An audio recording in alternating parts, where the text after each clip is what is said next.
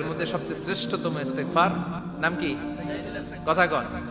বুখারীর বর্ণনা, শাদ্দাদ ইবনে আউস রাদিয়াল্লাহু তাআলা আনহু বর্ণনা করেন, এই সাইয়্যিদুল ইস্তেগফার দিনের বেলা যে পড়বে ওই দিনে মারা গেলে সে জান্নাতি। এই সাইয়্যিদুল ইস্তেগফার রাতের বেলা যে পড়বে ওই রাতে যদি ইন্তেকাল হয় ওই লোকটা জান্নাতি।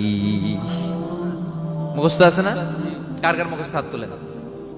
মাশাআল্লাহ, তাবারাকাল্লাহ, মাশাআল্লাহ, মাশাআল্লাহ।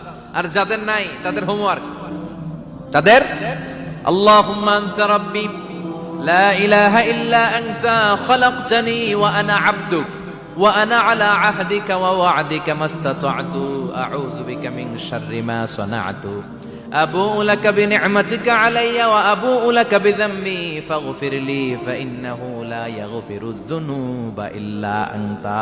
সুবহানাল্লাহ পড়েন। আজকে রাতে পড়ছেন, মারা গেলে জান্নাতি।